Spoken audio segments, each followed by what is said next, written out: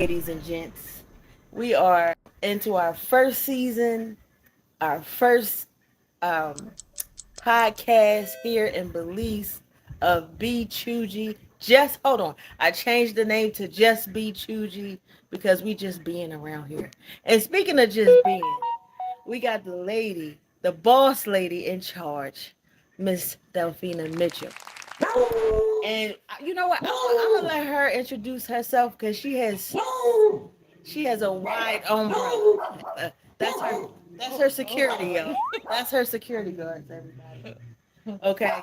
So, Miss Delphina, tell us a little about your. Welcome to the Be Chougie podcast. First of all, thank you for being my first guest here in Belize. I am honored, Star. Thank you very much for having me. And so, before we talk about everything that you built, take us back to the beginning.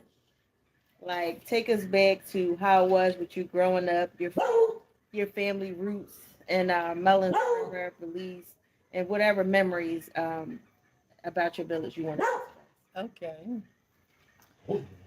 Well, my family is from the village of Mullins River, which is located in the Stan Creek district. It's a coastal village. I was born there, but as a toddler, my family moved to Belize City. And it's a good thing they did that because that happened just before Hurricane Hattie, which hit in 1961 and Oh, destroyed the entire village. oh, So a village that was once a bustling holiday village where all the many people from Belize City would take the boat and go down there for vacation time right. because they had all the fruits Uh, and the beautiful sea to swim in. And it was just a popping little village, bustling village. right. And the hurricane just destroyed completely. When that happened, they moved the village a mile from the seaside and started a new village there. However, that village never quite grew as big as it was before Hurricane Hattie. Wow. Um, today's um, it, today's census is less than 50 families live in the village. Oh, So wow. it's not even considered a village anymore. It's more like a settlement. How many was there prior to the? A Uh, few thousands. oh, A few wow. thousands. Yes. Wow. And now it's like 50 families. That was the last census. Wow. But as a child, I remember going back there during Easter vacation, Hmm. summer vacation, Christmas vacation. We still had a little house on the seaside, and we would go down there, visit all our relatives, our Right. cousins that were still there. Um, had great time just walking around in the village by ourselves or on the beaches and just Yeah. having a great time. So the village have great memories for me. Okay. Then as an adult coming back home, I had a lot of quality time there with my father Yeah. before he passed. But going back to the village, so my family migrated from Belize in 1974. Yeah. My family moved to California, and so we left everything behind, went over to the United States. Yeah. But then in 1984, my parents decided to come back to Belize, and Right. my mom went back to the beach in Mullins River, carved out her area, and started building there. Her desire was to bring back Malaysia to what it used to be, a Mm. bustling vacation spot. Right. So at the time, she was the only person living on the beach. Wow. But Wow. she had friends that lived a mile away in the village where the new settlement was. So um, I would come home and leave from the military, and I would spend time out there with her.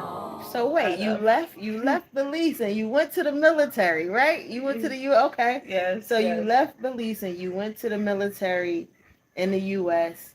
All right, and so take me there really really quick. What was your mindset when you made that leap from Belize to military in the U.S.? Well, I did not have a choice when I left Belize. I Oh, went kicking and screaming because oh I did no. not want to leave my friends behind. Right. But it was my parents' decision. Okay. So I went to California. I did a couple years at Manuel Arts High School. Okay. And then I went to Ladyville Tech, not Ladyville, You got Ladyville on the mind. Trade Tech, Los Angeles Trade Tech Okay. Technical School, and I went to nursing school there. Okay. Okay, and then I got married to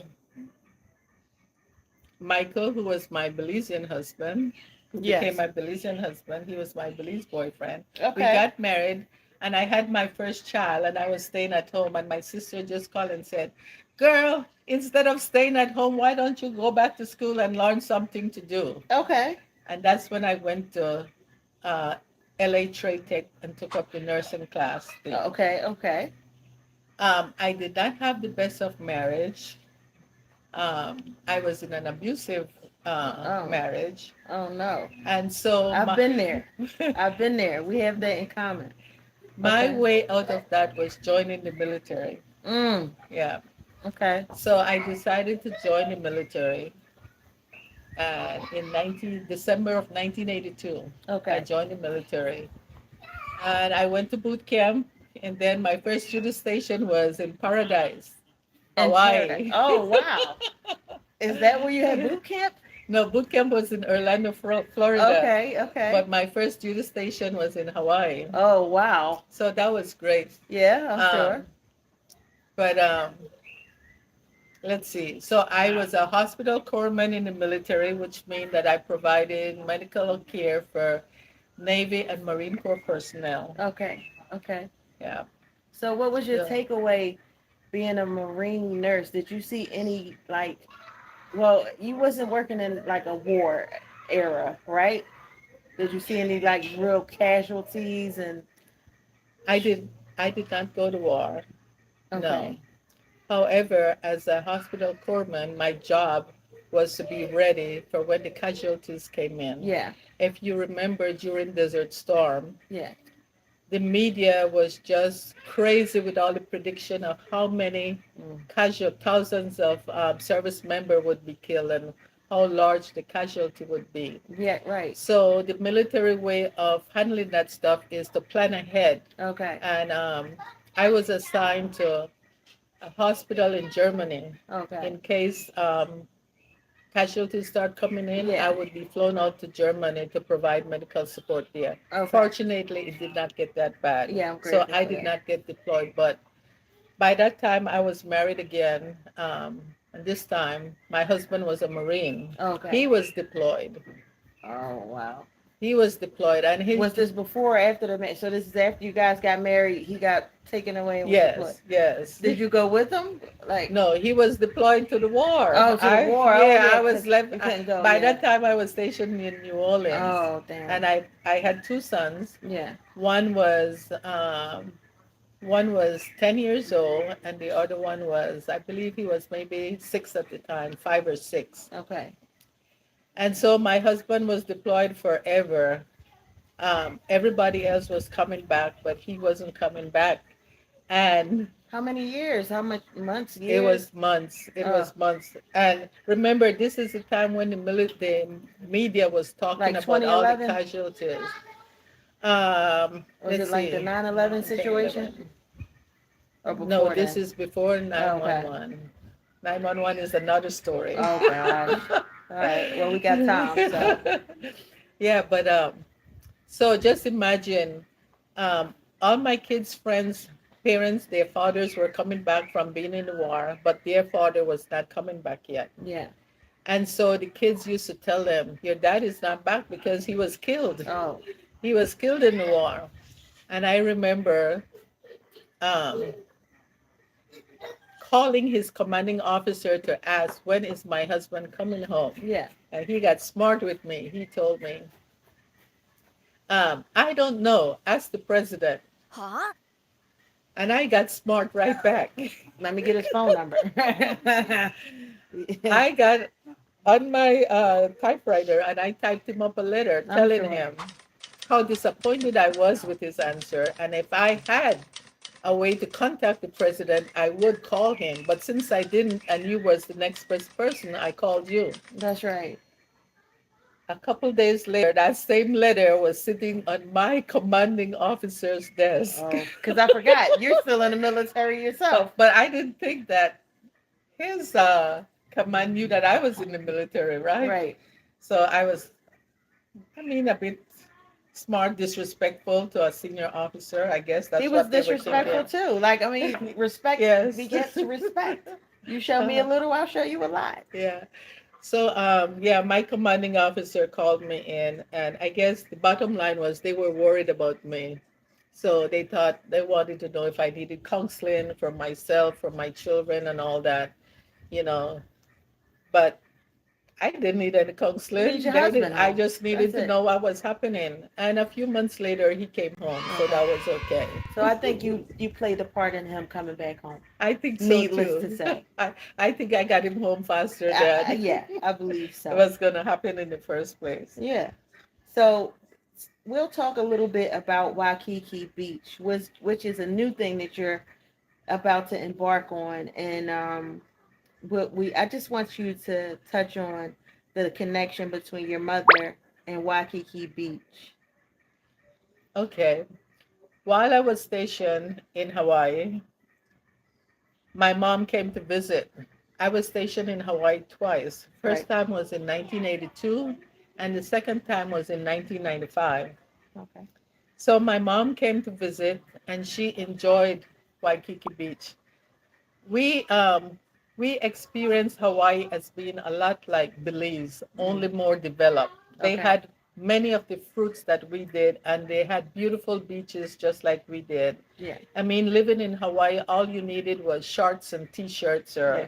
flip-flops. That's all you needed because most of your time was spent outdoors. Yeah. So when my mom and my dad came to visit, we spent a lot of time at the beaches down in Waikiki Beach.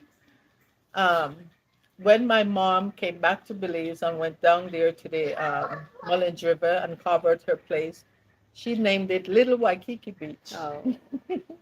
And so we still keep that name Yes. because that's in memory of her. That It's was historic. You yes. know, it's keeping her name alive. It's keeping Uh-huh. her memory alive. You know, I think it's awesome. Uh-huh. So. And I just love going down there because I have so many memories of good times spent there with both my mom and my dad. Right. And my goal today, since I have retired and have been back in Belize, I have spent a lot of time down there trying to build it up. Yeah. And right now, we are at a good spot. We have some cabanas there. We have our nice little kitchen with the deck over the sea. Yes. And now we have plans to open this wellness center. So I'm excited about that. Yes. Waikiki Wellness, everybody. Y'all stay tuned.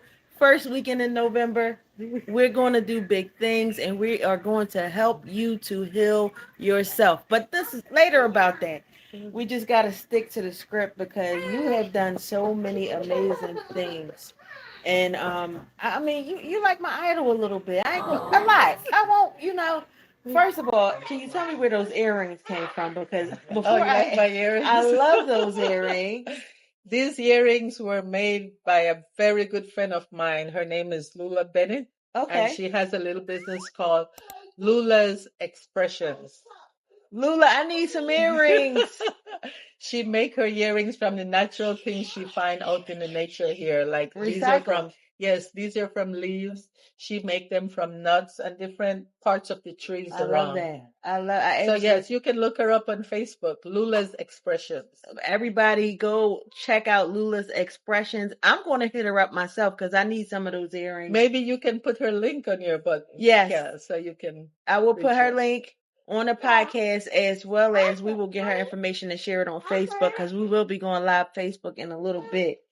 So this is kind of jumping around, but it's not. Because I just want to paint a picture for the people who don't know you of what type of heart that you have, you know? And so we're not trying to make it like she's no sucker. She's no sucker. Now she's a gangster, everybody. Let me just be clear about that. She's a gangster, but her heart is pure. Like, you know, it's really hard to find pure people. So I want to talk a little bit about the orphan. You're back from the military. You're back in Okay. Belize Okay. with husband, right? So, yes. Okay. Children, did the boys come back too when you came back? No, my sons, I retired from the military in 1982. Okay. Yeah. No, I went in 1982. I retired in 2006. Okay. December of 2006. And I came back to Belize. At the time, my mom was living with me. She was wheelchair bound from arthritis. And my dad was still living in Belize here. So my sister Iceland and I would usually come back to Belize to visit. And on one visit back to Belize, we visited this developer called Henry Flowers. Okay. He was a land surveyor and owned a large piece of land in Lake Gardens. And we went to visit him and he says, "You want to see this house I'm building out back? Come and see." So we said, "Sure." Right. So we went out back and there was this cute little house he was building right by a little stream. And I thought, wow, I'm getting ready to retire in 1 year. This would be good to come back to Belize and bring my mom back home so she could enjoy her friends and relatives here. Yeah. So to make a long story short, put a down payment down. My husband, who was not a Belizean, he was born in New York. Okay. But because he was in the military and we traveled so much, I knew that it would be an easy transition for him to come to Belize. And when I presented it to him, he said, "Sure, no problem."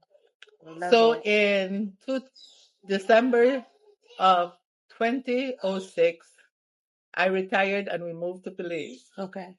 When I got to Belize,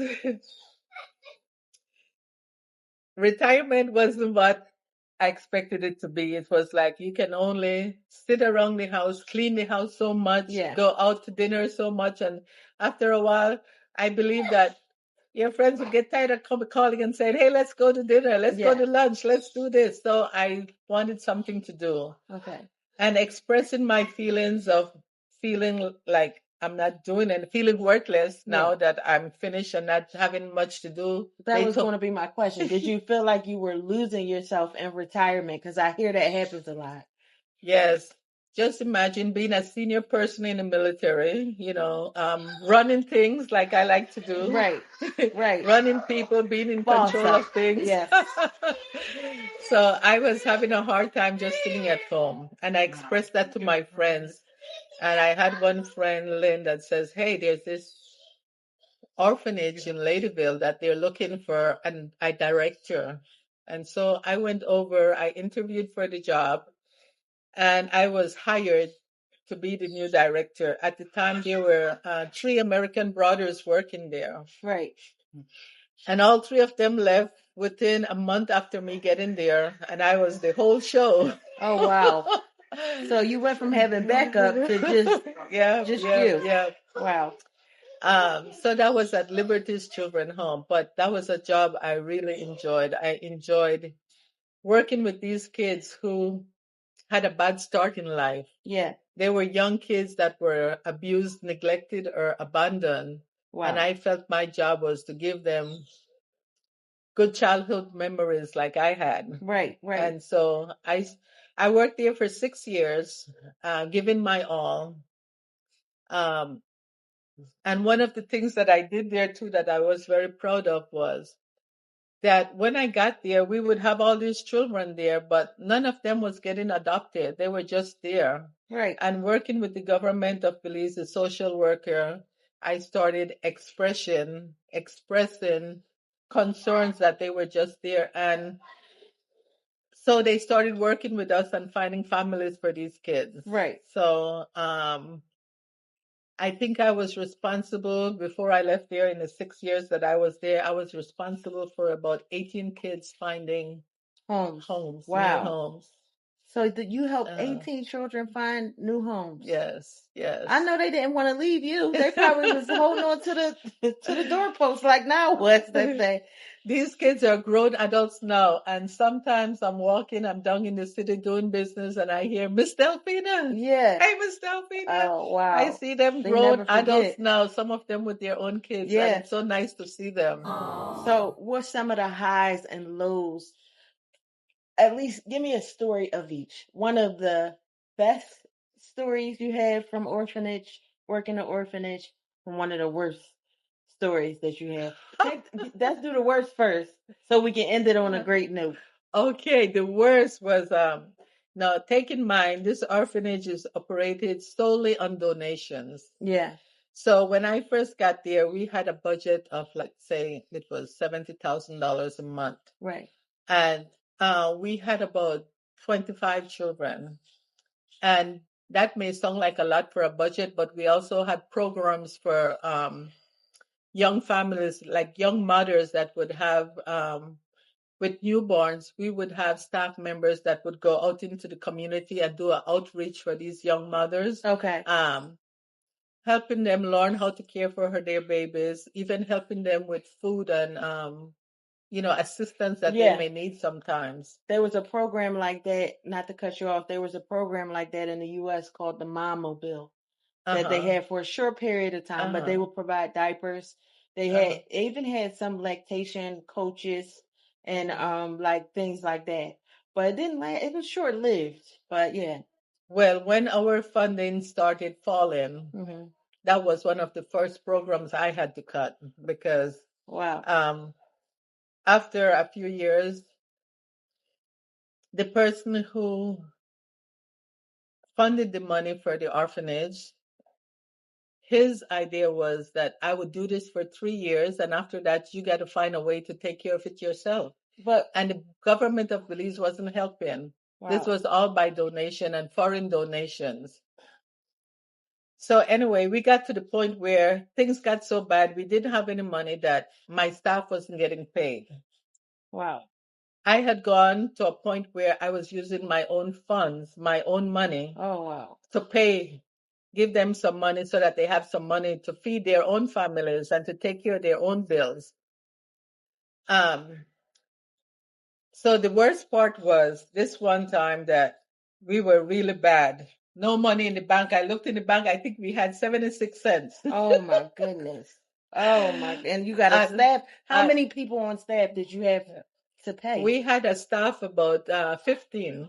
Oh wow. 15. We had the caregivers, the cook, the laundry person.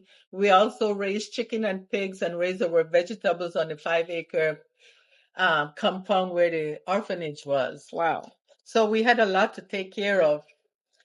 My sister Iceland came in from the States one day and she looked at me and she said, "You look like you're about to have a stroke. Oh no. Let me take you for a massage to Maruba." And I said, "Okay." So I told my secretary, "I'll be in at midday tomorrow." Okay. We went up today.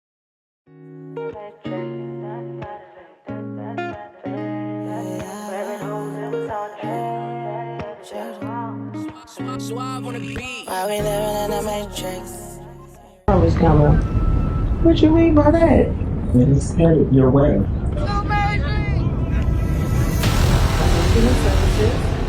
This next round of chemo is gonna do. I would like to give you my card.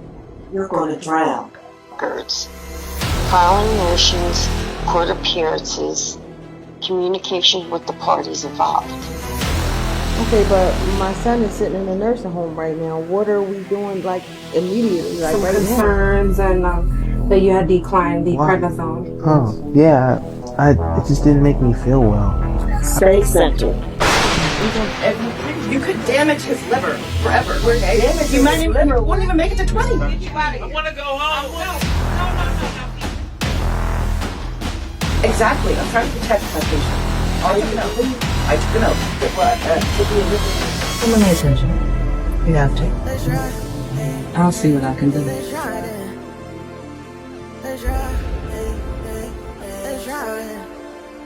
Yeah, I never let them see a wrinkle when you're on. When they try to break it, it's on, yeah. Know them weapons that they form will only be their karma. To get a massage and whatnot. On our way back, as soon as we got into cell phone coverage, my phone started just blowing up. It was just blinging, blinging. All these messages were coming through. Right. People were trying to call me to tell me there's something going on at the orphanage. The news media was there, Right. and the staff was striking. Right. So, Oh wow. yes, because Wow. they were not getting paid. Yeah. So I told my sister, hey, we got to stop and pack a bag. We might have to spend the night at the orphanage. We might have to be the caregivers. Oh my goodness. So we did that. We stopped at home, pack a bag. We got there. When I got there,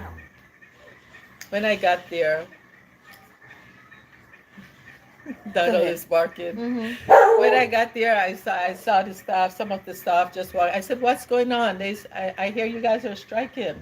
They said, "We're not striking yet. We are on what we call go slow." I said, "What's go slow?" It says we're just here, but we're not going to do no work. They made that up. Well, I don't want to tell you what I told them. Oh gosh. But in Tell us. essentially, We want to I know. said, I said, go slow. If you're not here to work, you might as well get your ass home. Okay. Because we got to take care of these kids. Period. So, to me, that was the worst. But right after that, my boss called me. Mind you, my boss did not live in Belize. She lived in the UK. Right. And she called me and she says, don't worry, we're working on funding. We're going to get you some money. Yeah. And in a couple of days, we got money to pay the staff and to take care of things. So that was the lowest it got. Okay. Okay. All right. You were on the news with that one, right? Or was that the one you was on the news? Yes, I was in the news plenty times. Oh my goodness. So we But, gotta pull some of those clips. We gotta find some of those clips. So moving forward, after the orphanage, so you eventually left the orphanage. Let me tell you one of my good stories about the orphanage. we almost though. yeah, right. Yes, I got to tell you this one I because would love to hear this is like a fairy book story. Okay. We had this young girl who was 3 years old at the time she came to the orphanage. She had this condition called osteogenesis imperfecta, which means that she had brittle bones. She was like a little China doll. Wow. She broke easy, and she had like over 200 fractures in her 3 years of life. Right. Because of that, she breaks easy and she heals easily, but her arms are deformed with knots here and there. From breaking so much. Her legs. And she's just this little person. We used to carry her in a baby carrier in my hand. Yeah. So she had this small body, but her head was normal. You could tell it's an older person. Right. Anyway, we had a volunteer at the orphanage that would come because we would take volunteers. And this was an American woman by the name of Lisa. Okay. She fell in love with Anise. Okay. And when she went back to America, her job was to get help for Anise. So Okay. the first thing she was able to do was get a motorized wheelchair for her. Okay. And I'll tell you this little bit of story here about Anise so you can tell what kind of spirit she had. Okay. First, she's this little girl, can't move around, can't do anything because of her disability. Yeah. Once she got this motorized wheelchair and she learned to use it and she hit go, anybody that messed with her, She run them over. Oh, and they my would run goodness. screaming out her way. No. So she got power. Yeah. But the best thing about Anise's story is she was adopted by a couple from the United States, Colorado, who had the same disease as she did. Oh, wow. Those were two professional, even though they were disabled, they Yeah. were professional. The man was a NASA scientist Okay. that designed the exercise equipment for the space shuttle. Oh, wow. And the mom was an engineer also, but at the time, she had a dog hotel. Yeah. Oh, wow. But these were vibrant, active, productive people. Yeah. And they came here, and from the time they met Anise, they did not leave Belize until the adoption was completed, and they were able to take her home with her. Oh, wow. So Anise went to the United States at about 5 years old. She is now, I believe, in her 20s. She has gone to college. She is this vibrant person that when I think of her, my heart just swells, because if she had stayed in Belize, she would have not gotten any of that opportunities. Right, right. So at the orphanage, we used to have a lot of art therapy for the kids. And so she started drawing from she was little at the orphanage. When she went to the United States, she also continued with her drawing. And then she became a spokesperson for the Children's Hospital in Colorado. Wow. So she was on television a lot. She did fundraisers, and we had these influential women like Hillary Clinton, one of the presidents from the United States, that bought paintings from her for paintings that sold for over $100,000. Yeah. So she became very successful in the United States and is living a great life. Nice. I get excited and I get tight-toned talking about her, Yeah. but that's one of the best stories. Yeah, yes. that is amazing. Have you had a chance to speak with her since she's been grown? Not to her personally, but to her parents. We still keep Anise, in touch. we need you to reach out to Miss D. Okay, she just want to hear you say hey, and she want one of those award-winning paintings you have. It doesn't have to be a big one; a small one will do. That's all we ask for, Anise. What's her last name? Lamoureux. Anise Lamoureux. And I'm going, when I do edits on this video, make sure I insert her picture and her information so y'all can go check her artwork out. Just knowing that she's happy and what a great life she's living is enough for you. Yes. And the painting, okay, it's for Miss D, but I'm gonna need you to address it to Star Chougie, okay? Yeah. But that is amazing, Yeah. That's why I was saying, you just to tell people how huge your heart is. So, you brought your mom back here when she wasn't doing well, and you also spent a lot of time here with your father. And so tell us about the breadfruit. Was it breadfruit? Well, the business that I started is called Breadfruit Garden Assisted Living. Mm-hmm. And the idea behind Breadfruit Garden Assisted Living was my sister is also a nurse, Iceland. And one of the things we used to do coming to Belize was we used to look around and see what the government offered as far as medical care and care for the elderly. And what we saw, we were not impressed with. And we always talked about wanting to do something. When I left the orphanage, I was here. I had this place. It was perfect for an assisted living. And I had a girlfriend who called me. Her father had fallen and broken his hip. And she said, Del, you guys are saying you're going to do a nursing home, a home for the seniors. When are you going to do it? We need it. We need you. Yes. And so I had already had the logistics in place with beds and everything, because I had turned this building into a bed and breakfast. Okay. And so it was quite easy to follow the guidelines and get the place started. And so I believe it was 2017, we opened Breadfruit Garden Assisted Living. Okay. And it's a job that I'm very proud of. We've helped a lot of people come through here. We've had quite a few people, quite a few influential people. Okay. Like we had the first Governor General of Belize was one of our clients. Oh, wow. And I'll tell you, the proudest moment was when our former Prime Minister, Dean Barrow, came to visit one of his colleague here at our place, and he complimented us on what a nice place we had here. Yeah.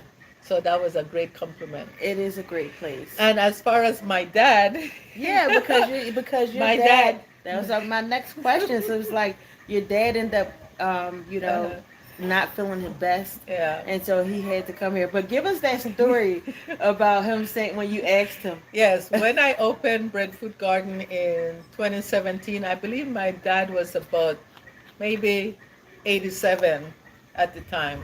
And I brought him and I showed him the place and I said, how do you like it, Dad? He said, it's very nice. I said, would you like to live here? He says, yeah, when I get old. 87, okay? So when my dad turned 90, he started slowing down.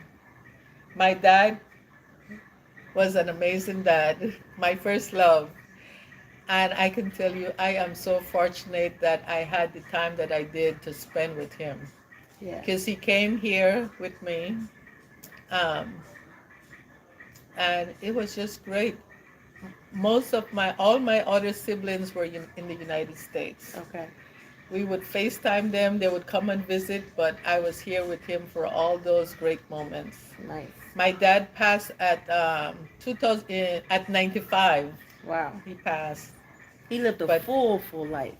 He That's did, awesome. he did. Anybody that know my dad is Hugh Neal. Okay. My mom is Iceland Sharon, both of them from Mullins River. Nice. And people know them, they remember them. My dad was just awesome. So you went from being his daughter that adores him to being his caregiver. So it went from him taking care of you, changing your diapers, being, and then now it's like, I don't know if that's a 180 or 360. It's like a 180, I guess, right? When the all the way roles reverse. around. Yeah, well, it could be a 360, right? And now you're the one that has to care for your dad. What was that like, being responsible for him? It was not hard. And I had wonderful helpers, wonderful caregivers that work alongside with me. Caregiving in itself is a hard job, especially Yes, it when is. it's for your loved ones. But what made it good for me was that I had help. When I was exhausted, I could go away, I could go home, Yeah. and I knew somebody was here to help. Right. So I could recharge myself Yeah. and then come back Yeah. and see him. Fresh. So yes, Yeah. so I think it was a gift for me that I was able to Be that for experience him. that with him. I think that was a gift from my father, my other father, Yeah. my other father. Right. I think that I look at that as a gift that I had that opportunity Yeah. to spend all that good time with my dad. So those final years, what is one of the best? We won't do highs and lows. We'll just do one. What is one of the best or funniest memories you have with your dad before he passed away? Okay, I'll tell you this one. My dad had a good sense of humor, right? So, hey Donald, be quiet. I already told you that I have two sons. Yes. So probably the year before my dad passed, my son and his family, my oldest son Chris, him and his family came to visit. Okay. So my dad is at my house with me. My dad is with my house with me. My son and his family is here, and by this time my dad is a little senile. He doesn't talk much. He's quiet all the time. But when he do decide to talk, it's always something funny, or that he still knows what's going on. Right. So I said to him, I said, Dad, look, Chris came to visit you. Right. And he looked at me, and his little lips like usually twitch when he gonna say something smart. And he said, you mean he came to see you? So He like, don't try to cap me up. I know what he came here for. yeah, he said. He just so happened to see me while I'm here. Yeah. While he's here. Right. So that just gives you a little thing with my dad. Yeah. My dad was funny. Yeah. It seems like you have a lot of great memories with I your do, dad. I do. Yeah. So you've been a wife, a mother. You got two sons. You got two more sons barking in the background. Military veteran nurse, a caregiver, an entrepreneur. What has it taken to balance all of those different roles as you build your dreams in the process?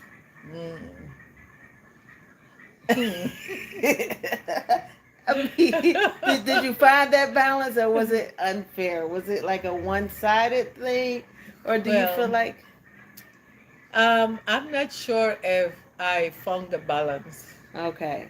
I think that I spent a lot of time just fulfilling the need that I have to be productive, and maybe in the long run, maybe neglecting my Oh no. husband's need, Oh. because our relationship was affected by that, by my dedication at the children home, spending late evenings there, and and just having this responsibility for the seniors that I look after and everything else that I do Right. here in Belize. Being the only one of my siblings here, I have a lot of extra responsibilities, like looking after their properties, doing all this stuff. And so I don't have the time as my husband would like to travel back and forth or do all these things. So now that has played a role. That has Uh, played a role. so, And I mean, is it something that if you could change, you would? Any of it? I'm not sure that I would change anything because I've thoroughly enjoyed what I do. And as far as just sitting home being retired, that's not for me, at least not yet. Yeah. I tried it for 3 months and I did not like it. Yeah. And even now, when I have a little pause in between projects, I'm like, okay, What's what is there next? to do? Yeah, Yes, I it's get it. like I feel the same way. I get a good feeling of being productive and of making things happen. So I don't know if I've changed anything, but Yeah. it's what it is. And It that's is all what I'm it saying is. about that. It is what it is. Moving on. If your mother and father could see what Waikiki Beach is becoming, what do you think they would say? Huh. They would be very happy. They Okay. would be very proud. I think I am, with the help of my siblings, Mhm. I think that we're bringing Waikiki Beach up to what my mom's dream was, to making it a place where people would come to again. And this wellness center that we want to do there along with you, I think that's a good start because the place is beautiful. Yeah. It's kind of isolated, Yeah. which is It's perfect perfect. for Yes. coming back to yourself. Yes, it is. People that are burnt out that need to reset, Yes. it's perfect for that. Well, yeah, that's our goal, to Yeah. rest, reset, renew their mind, their body, and their soul. Yeah. Yes, you too can come to Waikiki Wellness, but we'll get back to that. So I mean, what do you think about it though? What do you want people to come? Well, what do you want people to leave Waikiki Beach feeling? Okay. Waikiki Beach is only an hour and a half from Belize City by road, by the coastal highway, which is a beautiful highway. Mm-hmm. That's one thing I wish my mom had lived to see and to ride on it. Yeah. Because when she was first down on the beach, it was bumpity bump, bump, bump. It took about 2.5 hours to get there. Yeah. Now it's an hour and a half, hour and 15 minutes Yeah. stops. Yeah. So I would like Waikiki Beach to be enjoyed not just by foreigners, but by our local people. Yeah. It's a place where you can get in a car, fill up the car with gas, a bunch of you get in the car and drive down to River, and you have the beach right there. It's beautiful. It's not deep. That's right. And somehow it doesn't have all this sarcasm that Right. everybody else is experiencing. Yes. So- Maybe because we're not sarcastic. So I would love for it to be experienced by our local and for tourists, foreigners to come in and experience it too. Yes. Yeah. I think that is going to be amazing. I'm excited, super excited to be a part of it. Like, it's a dream of mine. So it's like, kindred souls just meeting you in the way that I met you. And it still blows my mind every day. Like, because the way that things happen in divine timing, it's just no mistakes. It just fuses itself together. And it was a point in time where I chased things. I would chase a dollar, pretty much, you would say, because they say, "Oh, I'm chasing the bag," back in the U.S., right? Uh-huh. But it's when you stop chasing it and it starts to flow to you, when it feels more authentic and things work out for the longevity. You know, the ones that you have to chase seems to come and go quickly. You know, so I appreciate the the slower pace of me just allowing and just be Yin Chougie and you just being Miss D. And I'm so grateful for you. I'm happy that, we cross So paths. don't you want to share with your viewers how we met? Oh, yes. Well, how about you tell them, Miss D? Okay. So part of what I do here, I manage rental properties. I have about 14 different properties that I manage. And I had a house that was advertised, and I got a call from Miss Starr that was interested in looking at the house that I had. And she told me she was coming from Hopkins, and this house is in Burrell Boom, which is like a 2 hour drive away. And I said, "We're 2 hours away. You want to come down here?" She says, "Yeah, it's only 2 hours." Yeah, I just drove all the way from the United States. I said, "Man, this lady is nuts." But anyway, she told me she was coming and she had her 2 kids with her. So I figured by the time she get there, she would be tired and thirsty because these are some hot days. So I made sure I brought some extra water for And them mangoes. and some mangoes from my trees. Yes. And she came in. The rental was not what she needed at the time. She was looking for a short term. Yeah. But then we exchanged numbers and I invited her down to the beach the following weekend. And she came down to the beach. She looked around. I talked to her about what I wanted to do. And she says, "Well, why don't we do this?" Yeah. And Yeah. so we're doing this. And it was crazy is just to add a little bit to that story. That was the same day that I purchased land. It was July 4th, so I can't forget because of that. And I don't even celebrate holidays like that, but I was so tired after we came from looking at the land, and we were staying like what's Hopkins, about 40 minutes from here. 30, Yeah, about 30 minutes, so it's 40 about minutes. yeah, about close to 40 minutes away. And I was telling Moosh, I'm like, oh my goodness, I'm so tired. And he was like, well, call her and tell her that you're tired. I said, no, we going. I said, because, we're new out here and she seems like a sweetheart. I just want to, get to be around her a little bit. And that's what happened. We ended up taking a ride and coming to the beach house. And it was just the best day of my life because I went from purchasing land. I was on this high because I purchased the land, and then I come in and she's like, well, you want to partner up with me? And I'm like pinching myself like, I don't want to seem too excited, too hyped because that looks desperate. So I had to play it a little cool. I tried. Did I play it cool? I tried. Yeah, you did. You did. but yeah, so this is my new business partner, and I'm gonna make sure that I put my best foot forward so I can show her my gratitude. Enough of the talking. We gotta show through action. I was just telling the gentleman Kyron out here today. He's another businessman out here. And I'm going to just say shout out to Kyron because I know he's going to do exactly what he's supposed to do.